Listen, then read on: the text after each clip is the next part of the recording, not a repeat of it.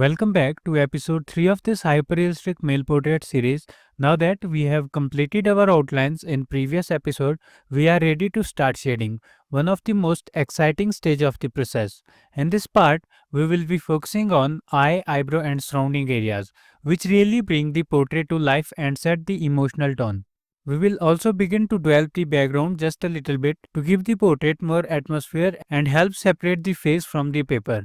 Adding even a soft tone behind the face can dramatically enhance the depth and realism of final portrait. So don't skip this part. Before we begin shading, we need to gently erase all the grid lines. I'm using a simple eraser for this, applying light pressure to avoid damaging the tooth of the paper. It is important to press very softly, almost letting the eraser to glide over the paper, because any roughness can disturb the paper's texture.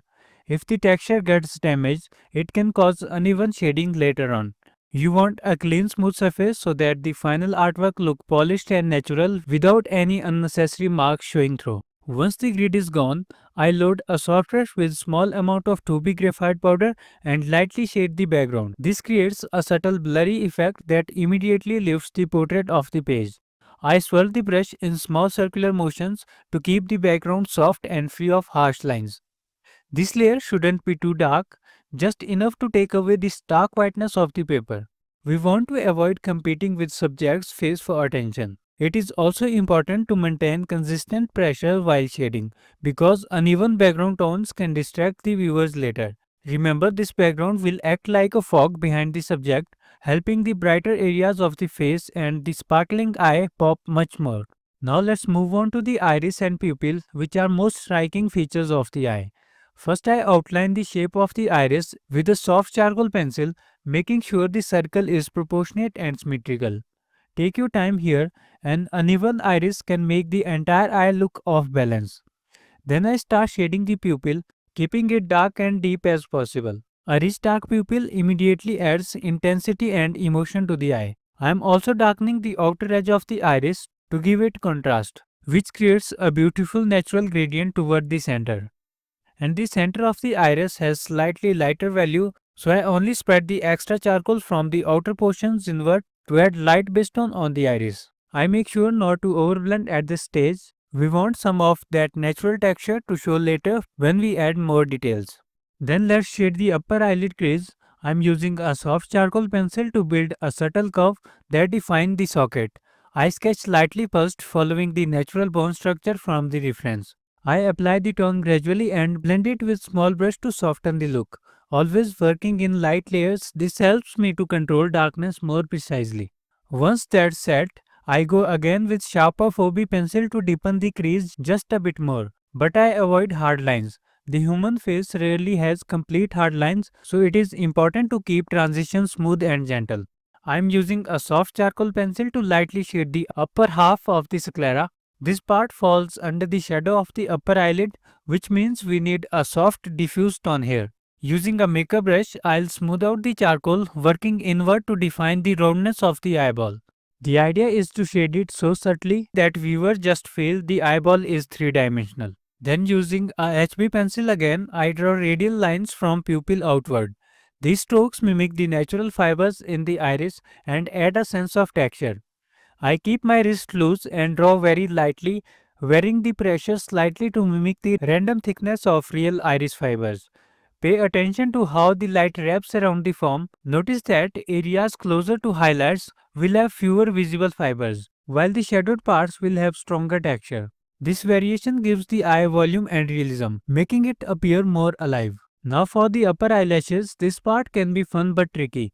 I am using a pointed 4B charcoal pencil and drawing quick flicking strokes. I start from the base of the lash line and flick outwards. Each lash curves slightly and I vary the length and spacing to keep it natural. Some lashes cross over each other slightly and some are grouped together. Don't overdo it, just enough to create depth and suggest the presence of full set of eyelashes without making it look like a cartoon. Now let's build the eyebrow. I start with short directional strokes using charcoal pencil, following the natural growth direction of the hair. I always observe whether the hair grows upward, outward or downward, depending on the position of the brow. These strokes act like placeholders for the hair flow, giving me a visible map before committing to full density. Once the shape is mapped, I use the same charcoal pencil with sharp tip to darken the inner brow and the lower section, adding density where it naturally heavier.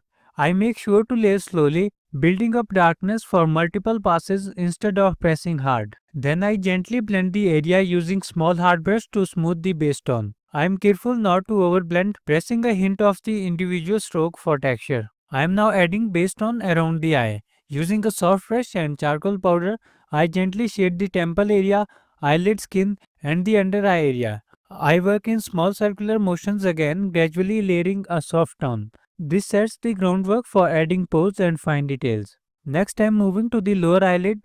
This area reflects a bit of light, so we will use softer tones. I load a brush with small amount of charcoal powder and gently shade along the lower lid. I am careful not to make this area too dark. There is a fine line between subtle and overdone. We want a lower eyelid to appear soft and moist, not harsh. I darken the lower edge to define its contour, but I leave enough space to create a reflected light band just underneath. This balance creates a realistic transition and gives the eye that signature moist rounded look. Now I use a pencil eraser or kneadable eraser to add highlights on sclera. I gently tap the eraser on areas where light naturally hits the eyeball, avoiding rough rubbing motions that could avoid the shading. Then I draw lower lashes using HB pencil, light flicked strokes that curve slightly downward. I make sure to keep them much finer or more delicate than the top lashes, following the lower lash line naturally. I use the pencil eraser to create small highlight areas, especially on upper eyelid, where the skin is wet and reflective. For tiny glistening effects on the eyebrow, I switch to Tombow Mono Zero eraser. It gives me super sharp control for reflections that mimic the sweat or moisture buildup. I lift out few individual hairs with the razor, creating realistic highlights between the dark strands. This layering creates volume and variation, exactly what we need for natural looking brows. Now coming back down to the lower eyelid, I use a Mono Zero eraser to gently tap the light reflections and texture lines. These little reflections give the eyelid a soft, hydrated appearance. Then using a 2H pencil, I add tiny pores and skin creases between the highlights. I work with very light pressure, adding a random but natural look pattern to mimic the real skin texture. These little elements make the portrait incredibly lifelike. Tiny details like pores and soft wrinkles really elevate the realism of any portrait. As we finish up the eye, I revisit to iris and check if any highlight needs sharpening. For the final highlight, I bring in the white jelly roll pen. I tap it gently on the brightest reflection of the eye and maybe a few spots on the wet eyebrow. This adds a beautiful pop that truly makes the portrait shine and captures the viewer's attention immediately. So here are some quick tips. Gently erase grid lines before shading. Apply a soft graphite base for blurry background tone. Build depth in iris with dark edges and lighter center. Use erasers creatively to curve out texture and highlights. Charcoal powder helps create smooth skin texture. Lay details gradually for hyperrealistic effect. And that brings us to the end of the episode 3. We have shaded one of the most expressive part of the portrait, the eye along with brow and surrounding skin.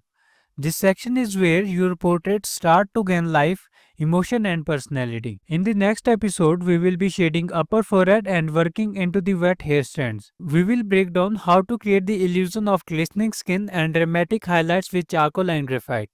If this episode helped you or inspired you, give it a like and subscribe to the channel if you have not yet. Thanks for watching and I'll see you in the next episode.